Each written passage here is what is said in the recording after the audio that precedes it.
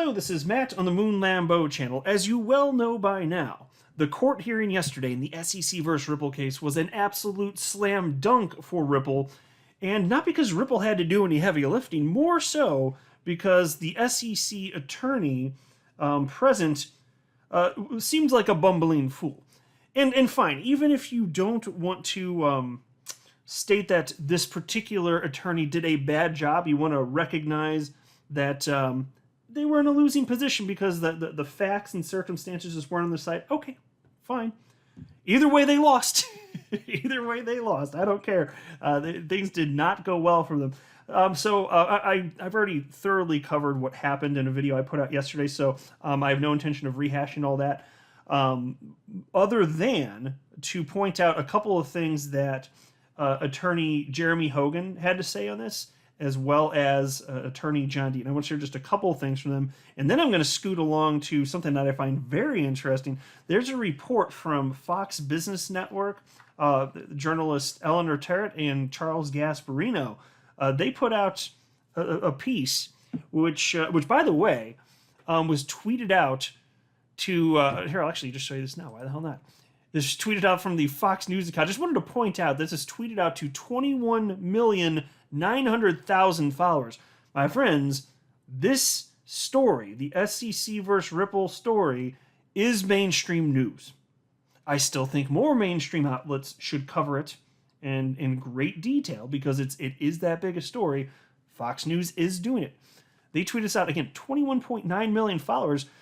And you know, one of the key things that they cited in this report, and I'm actually just going to share with you some key excerpts from it. I printed the thing up and highlighted some parts that I thought you'd find most interesting.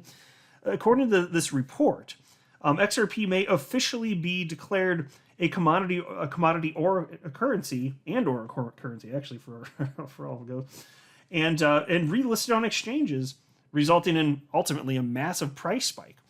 But before going further, I do want to be clear, I do not have a legal or financial background of any kind. I am not offering legal or financial advice, and you definitely should not buy or sell anything because of anything I say or write. I'm just an enthusiast who enjoys making YouTube videos about crypto-related topics, but just as a hobby and just for fun. Now, like I said, I don't want to rehash the same stuff that I said yesterday, but for fun, I did want to highlight just titles from two different articles that cover this because I like the titles. Here's one from CoinGeek. Judge takes dim view of SEC flip-flops in Ripple hearing. There are a bunch of headlines. I just picked two that I liked a lot. But it's very clear to everybody in the space that things did not go well for the SEC. I like this one even more, though. Look at this headline from Finance Feed covering the same thing. Ripple stands by as judge crushes SEC at XRP lawsuit hearing. There you go, Ripple. It is true. Frankly, Matthew Solomon, the Ripple attorney present, he spoke a little bit, but he didn't need to speak much. The judge was focusing on the SEC attorney, and for good reason. So a couple of things here I wanted to highlight. Attorney Jeremy Hogan on his very popular YouTube channel, Legal Briefs, he put out a video, fantastic job per usual. It's what you've come to expect from attorney Jeremy Hogan. And he pointed out that there's basically an unforced error on the side of the SEC. And Attorney Hogan pointed out that the SEC attorney was stating that the Bill Hinman Ethereum free pass speech, and there's no reason to state this doesn't help their case, it damages their case. The SEC attorney stated that the Bill Hinman Ethereum free pass speech was market guidance. Yes, that really happened. So, not just that. So they're still claiming that it was his personal opinion, and the judge asserted that. So that's not going to change anyway.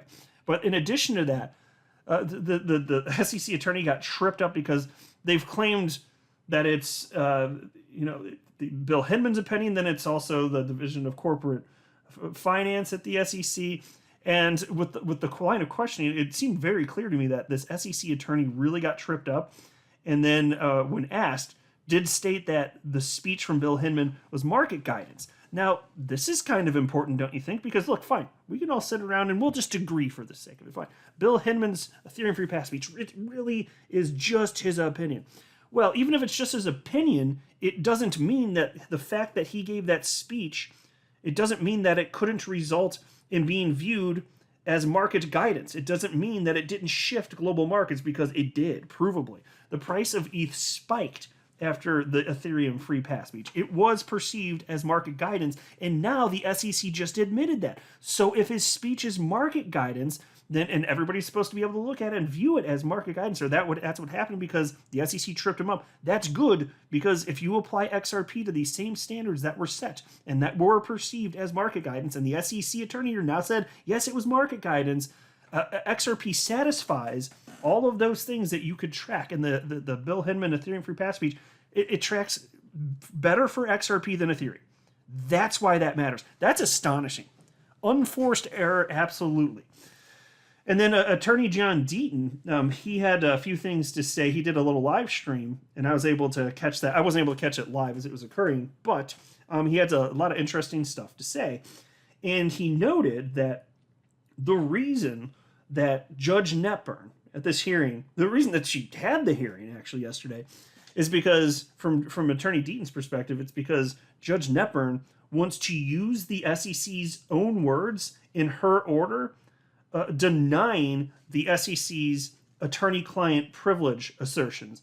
And whether, that's one where, of course, again, they're claiming that Bill Hinman is somehow a client of the SEC, even though he is the SEC, which is the most ridiculous assertion, but that's what they're actually claiming here. And so Deaton, he pointed out, look, the reason that Judge Netburn wants to have this hearing, period, and this is the reason that she spent so much time talking to the SEC attorney rather than a Ripple attorney, Matt Solomon, it was to be able to get the words explicitly from them and put it in this ruling, which is going to deny, that's what's highly likely, going to deny the attorney-client privilege rule. And then on top of that, I think, too, that it's an attempt to make things more ironclad. You got the SEC attorney on the record, in addition to the stuff that they wrote, and the clearly got tripped up on a couple different occasions here. So that's going to be good stuff. But still, ultimately, the biggest news, once that's done, I'm so firm on this. Settlement is a coming, folks. So look, I just wanted to share with you some parts from this article. Again, this is the one from Fox Business Network, written by Eleanor Terrett and Charles Gasparino, titled Crypto's Trial of the Century. Ripple case could be decided over just a few words from former SEC official. And so I highlighted just a handful of parts here. Let me get to... here we go. Ripple lawyers, including high-powered and expensive legal minds, such as former SEC chair and Southern District U.S. Attorney Mary Jo White, contend that sales of XRP were compliant with the law and not materially different from sales of the digital coin Ether by the operators of the Ethereum blockchain. Now, look, yesterday, let me pause. Yesterday, the SEC attorney told Judge Netburn that the Hinman speech was market guidance. So, this is why this is so highly consequential. Contending that sales of XRP were compliant with the law and not materially different from the sales of a digital coin Ether, which is what Ripple's attorneys are asserting here, highly consequential. That's why I wanted to state that yet again. And then there is this part. The SEC, here we go. Yeah, the SEC has argued without elaboration that releasing the documents, this would be the Hinman email documents and the drafts, releasing the documents would breach attorney-client privilege because Hinman was technically a client of the commission as well as an official at the time he made his public statements. I think, again, Bill Hinman, he's just everything. It's like it's an animal that is a pig and a cow and a goat all at once because reasons, and that's possible, right? So he's working at the SEC, so he is the SEC, but he's also a client of the SEC because reasons. So, look, that's why Judge Netburn had the hearing. The SEC argument is garbage, so she wanted them to elaborate, right? And then the piece reads as follows. But if the communications are released, it could show how Ripple was unfairly singled out, and the SEC could be forced to settle with Ripple on terms favorable to the company, attorney John Deaton says. So, folks, that's the death blow to the SEC in this case. That ruins the case. There's got to be something in there. Something really, really bad, because they've never fought so hard to prevent anything, or to make anything even happen in this case. This is no. I mean, they've had all sorts of lies and shenanigans and hoo-ha, fine, but nothing to this degree. This is ridiculous. And then the piece reads as follows also. If not, lawyers close to the case tell Fox Business that the protracted legal battle will likely run into 2023 and could drag on even longer if the judge decides to let the case go to trial. Another reason why the Hinman speech documents are so important is that they could address the credibility of one of the more explosive charges made by Ripple, that the SEC was influenced to give Ethereum's Ether digital coin a free pass as a non-security. Folks, that's powerful, and this was tweeted out to 21.9 million people. Don't mind seeing that. I'm sorry, conspiracy theory, what? Is that what's being reported? It's conspiracy theory? Methinks not. Methinks not, son. And then there was this, and we get to, this is my favorite part, so I guess we'll do the best for last here. Reads as follows. But the case has proved challenging for the commission given Ripple's insistence to fight rather than settle. A loss for the SEC would also thwart Gensler's expansive enforcement agenda in the crypto space. It could also mean that, and this is the money part right here, it could also mean that XRP would likely be declared a commodity or a currency relisted on United States exchanges, and the price, which cratered after the SEC filed its suit, could surge. Ripple will have sidestepped a major regulatory obstacle that could clear the way for it to fully resume its U.S. operations that have been hamstrung by the lawsuit. Oh, hell yeah. And I think that's going to be the ultimate outcome. It's going to be declared something, and it's not going to be a security. So what do you think is going to happen once we get to that point?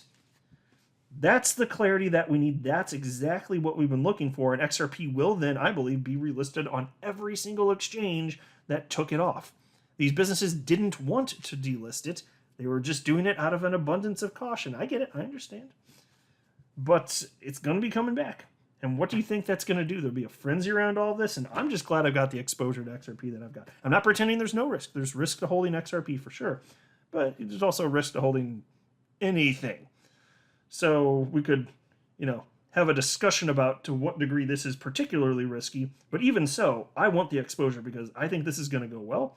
And I think that XRP is going to be worth way more in the future, and we'll see what happens. I am not a financial advisor. You should not buy or sell anything because of anything that I say or write. That would be a very, very, very bad idea. Until next time, to the moon, Lambo.